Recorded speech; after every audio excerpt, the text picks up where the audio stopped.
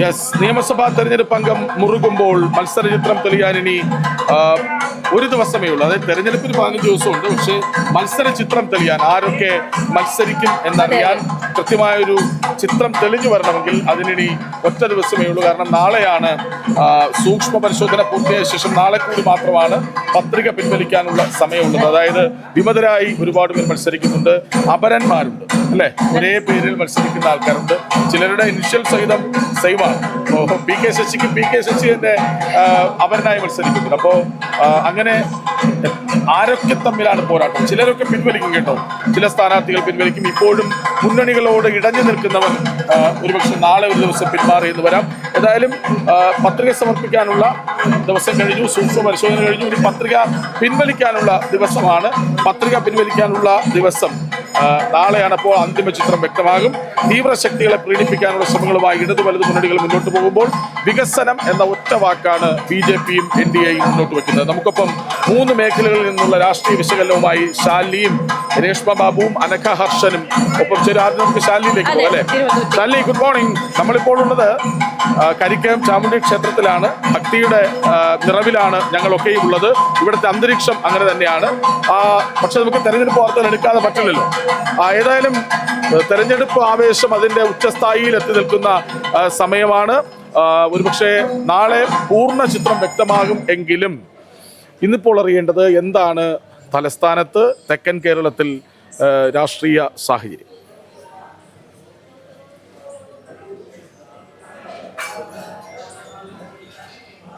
കൃഷ്ണരാജ് സൂചിപ്പിച്ചതുപോലെ തന്നെ ക്ഷേത്രത്തിലെ ആ ഒരു ഉത്സവ ചൂടിൽ നിന്നും തെരഞ്ഞെടുപ്പ് ചൂടിലേക്ക് വരുമ്പോൾ അങ്കത്തിട്ട് മുറുകുകയാണ്. എന്താണ് തെരഞ്ഞെടുപ്പിൻ്റെ യഥാർത്ഥ ചിത്രമെന്ന് മനസ്സിലാക്കാൻ ഇനിയിപ്പോൾ ഒരു രാത്രി കൂടി മാത്രമേ അകലമുള്ളൂ എന്നുള്ളതാണ്. സ്ഥാനാർത്ഥികളെല്ലാം തന്നെ ആവേശത്തിലാണ്, രണ്ടാം ഘട്ട പ്രചാരണ ചൂടിലാണ്. പദയാത്രകൾ, റോഡ് ഷോകൾ, ഒപ്പം തന്നെ മറ്റ് പ്രചാരണ പരിപാടികളുമായും കീ വോട്ടേഴ്സിനെ കാണാനൊക്കെയുള്ള തിരക്കിലാണ്. ഒരു ഭാഗത്ത് തെരഞ്ഞെടുപ്പ് ചൂടിനൊപ്പം താപനിലയും ചൂട് കൂടുന്നതുകൊണ്ട് തന്നെ അത്തരത്തിൽ ഉച്ച സമയത്തെ പ്രചാരണം നിർത്തിവെച്ച് രാവിലെയും വൈകിട്ടും ഒക്കെയായി സ്ഥാനാർത്ഥികൾ സജീവമാണ്. കൊണ്ടും കൊടുത്തുമുള്ളൊരു മത്സരം ചിത്രം തന്നെയാണ് നമുക്ക് കേരളത്തിൽ കാണാൻ സാധിക്കുന്നത്. 3 മുന്നണികളും വലിയ രീതിയിലുള്ള പോരാട്ടത്തിലാണ്. വാക്പോരും അതേപോലെ തന്നെ മുറുകുകയാണ്. മൂന്നാം പിണറായി സർക്കാർ അധികാരത്തിലേറുമെന്ന് ഇടതു ഭാഗത്തു നിന്നും, ഒപ്പം തന്നെ അതല്ല, ഒരു മറിച്ച് ഭരണമാറ്റം ഉണ്ടാകുമെന്ന് VD സതീശിന്റെ നേതൃത്വത്തിലുള്ള പ്രതിപക്ഷവും ആവശ്യപ്പെടുന്നുണ്ട്. അതേസമയം തന്നെ ഒരു ഡബിൾ എഞ്ചിൻ സർക്കാർ അധികാരത്തിൽ വരുമെന്നുള്ളതാണ് NDA പറയുന്നത്. അത്തരത്തിലുള്ള പ്രവർത്തനങ്ങൾ തന്നെയാണ് NDA ക്യാമ്പുകൾ നടത്തുകയും ചെയ്തത്. നമ്മളിപ്പോൾ നിയമസഭാ തെരഞ്ഞെടുപ്പുമായി ബന്ധപ്പെട്ട് തെരഞ്ഞെടുപ്പ് ചിത്രത്തിലേക്ക് വരികയാണെങ്കിൽ ആ തെരഞ്ഞെടുപ്പ് ചിത്രം സ്ഥാനാർത്ഥികളൊക്കെ എത്ര പേർ മത്സര രംഗത്തുണ്ട് അറിയാൻ ഇനി മണിക്കൂറുകളുടെ മാത്രം അകലമേ ഉള്ളൂ.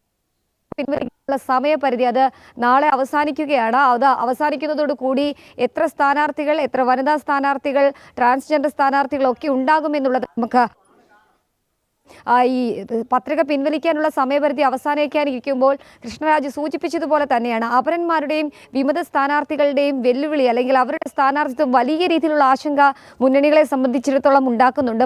മണ്ഡലങ്ങളിലും ദേവികുളത്താണെങ്കിൽ രാജയും രാജേന്ദ്രന്മാരും തമ്മിലുള്ള പോരാട്ടമാണ് നടക്കുന്നത്. തിരുവനന്തപുരത്തും പല മണ്ഡലങ്ങളിലും അപരന്മാരുണ്ട് എന്നുള്ളതാണ്. മറിച്ച് വടക്കൻ കേരളത്തിലേക്ക് പോയാലും സമാനമായ സാഹചര്യം.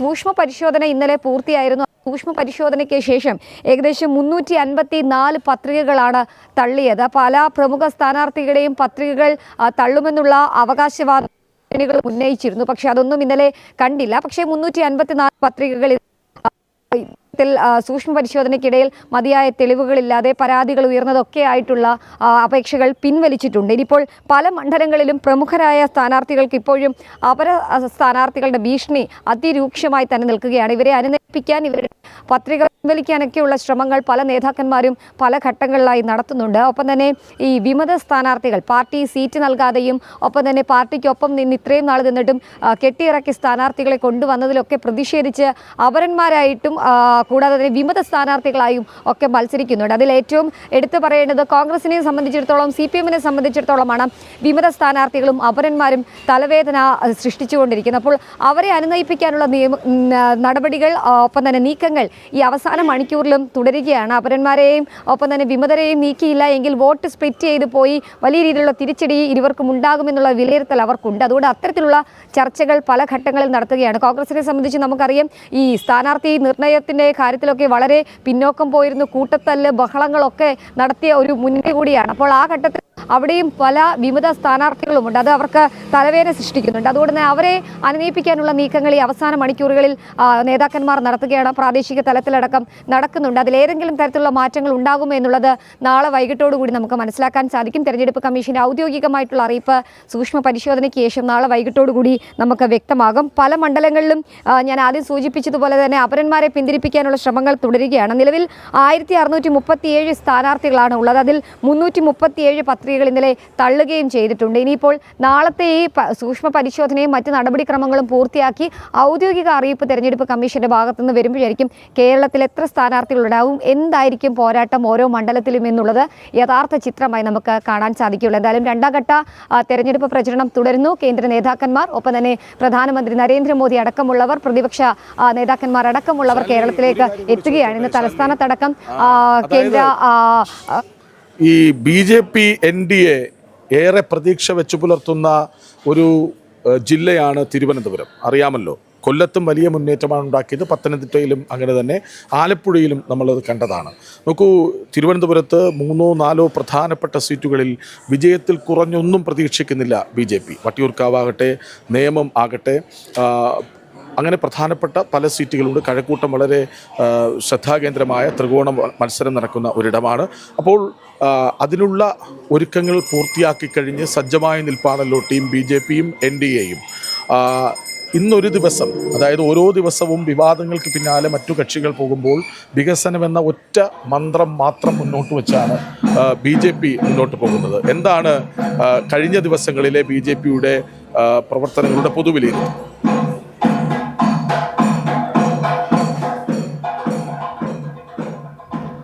കൃഷ്ണരാജ് സൂചിപ്പിച്ചതുപോലെ തന്നെയാണ് പിന്നാലെ പരാമർശങ്ങൾക്ക് പിന്നാലെയും പോകാൻ NDA ക്യാമ്പുകൾ ലക്ഷ്യം വെക്കുന്നില്ല എന്നുള്ളതാണ്. BJP-യുടെ സംസ്ഥാന അധ്യക്ഷൻ രാജീവ് ചന്ദ്രശേഖർ തന്നെ അത് കഴിഞ്ഞ ദിവസങ്ങളിലൊക്കെ പറഞ്ഞതുമാണ്. കൗണ്ട് ഡൗൺ തുടങ്ങി തെരഞ്ഞെടുപ്പ് സ്ഥാനാർത്ഥികളെ ആദ്യം നിർണ്ണയിച്ച് പ്രചാരണ ചൂടിലേക്ക് ഇറങ്ങിയതും ചുവരെഴുത്ത് നടത്തിയതും NDA ആണ്. അതുകൊണ്ട് തന്നെ വികസനം മാത്രമാണ് അവർ ലക്ഷ്യം വെക്കുന്നതും വികസനം മാത്രമാണ് പ്രചാരണ ആയുധമാക്കുകയും ചെയ്യുന്നത്. അതിൻ്റെ ഭാഗമായിട്ടൊക്കെ കഴിഞ്ഞ ദിവസങ്ങളിൽ ചില വിവാദങ്ങൾ ഉണ്ടാക്കാൻ കോൺഗ്രസ് നേതൃത്വമൊക്കെ ശ്രമിച്ചിരുന്നു. അതായത് രാജീവ് ചന്ദ്രശേഖറിൻ്റെ പേരിൽ ചില ആസ്തികളുണ്ട്, അത് വെളിപ്പെടുത്തിയില്ല എന്നുള്ള രീതിയിലൊക്കെ വിവാദങ്ങൾ ഉണ്ടാക്കാനുള്ള ശ്രമങ്ങൾ നടന്നു. പരാതി തെരഞ്ഞെടുപ്പ് കമ്മീഷൻ നൽകി. പക്ഷേ തിരിച്ചടിയായി അദ്ദേഹത്തിൻ്റെ പത്രിക തെരഞ്ഞെടുപ്പ് കമ്മീഷൻ സ്വീകരിക്കുകയും ചെയ്തു. അത് കോൺഗ്രസിനെ സംബന്ധിച്ചിടത്തോളം വലിയൊരടി കിട്ടിയിട്ടുണ്ട് എന്നുള്ളതാണ്. എന്തായാലും കൃഷ്ണരാജ് സൂചിപ്പിച്ചതുപോലെ തന്നെ ഏകദേശം 4ഓളം മണ്ഡലങ്ങൾ തലസ്ഥാനത്ത് ശക്തമായ മത്സരത്തിനപ്പുറം വിജയത്തിൽ കുറഞ്ഞൊന്നും NDA ക്യാമ്പുകൾ പ്രതീക്ഷിക്കുന്നില്ല. വിജയം തന്നെ അവിടെ ഉറപ്പിച്ചിരിക്കുകയാണ് NDA എന്നുള്ളത്. തിരുവനന്തപുരത്ത് ഇപ്പം നോക്കുകയാണെങ്കിൽ തിരുവനന്തപുരം നേമം നിയോജക മണ്ഡലം എന്നുള്ളത് എക്കാലത്തും BJP-ക്കൊപ്പം നിന്ന മണ്ഡലമാണ്. ഇത്തവണ കഴിഞ്ഞ തദ്ദേശ തെരഞ്ഞെടുപ്പ് ഏകദേശം 17 കൗൺസിലർമാരെ നൽകിയ നിയോജക മണ്ഡലമാണ് BJP-ക്ക്. അപ്പോൾ സ്വാഭാവികമായും അവിടെ വിജയത്തിൽ കുറഞ്ഞൊന്നും പ്രതീക്ഷിക്കുന്നില്ല. അതുകൊണ്ട് തന്നെ നേമത്തെ ഒരു മത്സരം ശക്തമായ ത്രികോണ മത്സരമായിരിക്കും എന്നുള്ളതിൽ സംശയമില്ല. അവിടെ ഒരു പടി മുന്നിൽ NDA ആണ് എന്നുള്ളതാണ് നമുക്കിപ്പോൾ തെരഞ്ഞെടുപ്പ് പ്രചാരണ വേളയിലൊക്കെ പോകുമ്പോൾ മനസ്സിലാക്കാൻ സാധിക്കുന്നത്. V. ശിവൻകുട്ടി അടക്കം മുൻ വിദ്യാഭ്യാസ മന്ത്രി അടക്കമുള്ളവരുടെ പ്രവർത്തനങ്ങൾ കാര്യക്ഷമമായ രീതിയിൽ പോയിട്ടില്ല എന്നുള്ളതാണ് പറയപ്പെടുന്നത്. അത് വോട്ടർമാർ തന്നെ വിലയിരുത്തുന്നുണ്ട്. കൂടാതെ തന്നെ തിരുവനന്തപുരം സിറ്റി മണ്ഡലത്തിലേക്ക് വരികയാണെങ്കിൽ BJP-യുടെ സിറ്റി ജില്ലാ അധ്യക്ഷനാണ്. അവിടെയും വിജയം പ്രതീക്ഷിക്കുന്നുണ്ട്. കെട്ടിയിറക്കിയ ഇടത് സ്വതന്ത്ര സ്ഥാനാർത്ഥി, ഒരു പൊതു സ്വതന്ത്രനെ കൊണ്ടുവന്ന് അവിടെ ഇറക്കിയതിലടക്കം CPM-നുള്ളിൽ വലിയ രീതിയിലുള്ള വിഭാഗീയതയുണ്ട്, അല്ലെങ്കിൽ അവർക്കിടയിൽ വലിയ രീതിയിലുള്ള തർക്കങ്ങളുണ്ട്.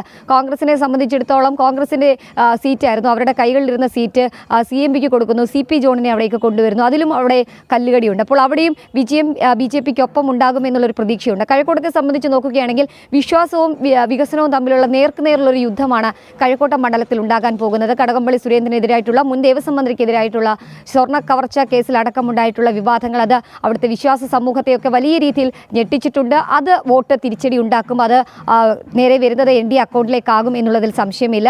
കഴിഞ്ഞ കുറേ വർഷങ്ങളായി അവിടെ നിന്ന് പ്രവർത്തിച്ച് വി മുരളീധരൻ NDAയുടെ സ്ഥാനാർത്ഥിക്ക് വലിയ രീതിയിലുള്ള പ്രതീക്ഷ നൽകുന്നൊരു മണ്ഡലം കൂടിയാണ്. BJPക്കും അത് വിജയ പ്രതീക്ഷയുള്ളൊരു മണ്ഡലം കൂടിയാണ്. കൂടാതെ തന്നെ മറ്റ് ചില മണ്ഡലങ്ങളിലേക്ക് പോവുകയാണെങ്കിൽ കാട്ടാക്കട അടക്കമുള്ള മണ്ഡലങ്ങൾ PK കൃഷ്ണദാസ് BJPയുടെ ദേശീയ നിർവാഹക സമിതി അംഗമായാലും അവിടെ വലിയ രീതിയിലുള്ള പ്രവർത്തനങ്ങൾ കാഴ്ചവെക്കുന്നുണ്ട്. BJP അവിടെയും പ്രതീക്ഷ വയ്ക്കുന്നുണ്ട്. വട്ടിയൂർക്കാവിലേക്ക് വരികയാണെങ്കിൽ R ശ്രീലേഖ ശാസ്തമംഗലത്ത് മത്സരിച്ചപ്പോൾ ഉണ്ടായൊരു ഭരണമാറ്റം അല്ലെങ്കിൽ ആ ഒരു വലിയൊരു പിന്തുണ ജനങ്ങൾക്ക്, ആ പിന്തുണ നിയമസഭാ തെരഞ്ഞെടുപ്പിലും ഉണ്ടാകുമെന്നുള്ളൊരു പ്രതീക്ഷ അവിടെയും വെക്കുന്നുണ്ട്. പ്രവർത്തനങ്ങൾ ഏകോപിപ്പിക്കുന്നുണ്ട്. ഒപ്പം തന്നെ BJPയെ സംബന്ധിച്ചിടത്തോളം A ക്ലാസ് മണ്ഡലമായി വട്ടിയൂർക്കാവ് മാറിയിട്ടുണ്ട്. ഇടത് വലത് മുന്നണികളെ മടുത്തു തുടങ്ങിയ ജനങ്ങളാണ്. വികസനം ചർച്ച ചെയ്തുകൊണ്ട് തന്നെയാണ് NDA ക്യാമ്പുകൾ വട്ടിയൂർക്കാവിലെ പ്രചാരണവും നടത്തിക്കൊണ്ടിരിക്കുന്നത്. അപ്പോൾ അവിടെയും പ്രതീക്ഷ വലിയ രീതിയിലാണ് BJPയെ സംബന്ധിച്ചിടത്തോളം. അങ്ങനെ ഏകദേശം 4-5 സീറ്റുകൾ BJPയെ സംബന്ധിച്ചിടത്തോളം വിജയപ്രതീക്ഷയുണ്ട്. വികസനം മാത്രം ചർച്ച ചെയ്തുകൊണ്ടും ഒപ്പം തന്നെ കേന്ദ്ര സർക്കാർ കേരളത്തിലേക്ക് എത്തിച്ച പദ്ധതികൾ, കേരളത്തെ എത്രത്തോളം കേന്ദ്രം കൈ ചേർത്ത് പിടിക്കുന്നു എന്നതടക്കമുള്ള വികസന യാഥാർത്ഥ്യങ്ങൾ ജനങ്ങളിലേക്ക് LED വോളിലെയും വാഹന പ്രചരണ ജാഥയിലും ഒക്കെ അവതരിപ്പിച്ചു. അതായത് BJP ഏറെ പ്രതീക്ഷ വച്ചു പുലർത്തുന്ന മണ്ഡലങ്ങൾ ഏറെയുള്ള ഒരിടമാണ് തിരുവനന്തപുരം. നഗരഹൃദയമാകെ കഴിഞ്ഞ നഗരസഭാ തെരഞ്ഞെടുപ്പിൽ പിടിച്ചെടുത്തതാണ് BJP. അതുകൊണ്ട് തന്നെ വലിയ പ്രതീക്ഷ വെച്ചു പുലർത്തുന്നുണ്ട്. അത് പ്രതീക്ഷ മാത്രമല്ല, കേവലം പ്രതീക്ഷയിൽ ഒതുങ്ങുന്നതല്ല. വിജയത്തിൽ കുറഞ്ഞൊന്നും ചിന്തിക്കാനാകാതെ BJP നേതൃത്വം ശക്തമായ പ്രചാരണ പരിപാടികളാണ് അവിടെ നടത്തിപ്പോരുന്നത്. അപ്പോൾ സ്വാഭാവികമായും BJP വലിയൊരു വിജയം പ്രതീക്ഷിക്കുന്ന, എല്ലാ തവണയും മത്സരിക്കുന്നത് മത്സരം കടുപ്പിക്കാനാണെന്ന് പറയും. പക്ഷേ കഴിഞ്ഞ തവണ മുതൽ ഇങ്ങോട്ട് അങ്ങനെയല്ല. അതായത് മത്സരിക്കുകയല്ല ലക്ഷ്യം, ജയിക്കുകയാണ്. വെറുതെ മത്സരിക്കലല്ല, ജയിക്കുകയാണെന്ന ലക്ഷ്യമാണ് BJP മുന്നോട്ട് വയ്ക്കുന്നത്. വിവരങ്ങൾ നൽകുകയായിരുന്നു ശാലിനി.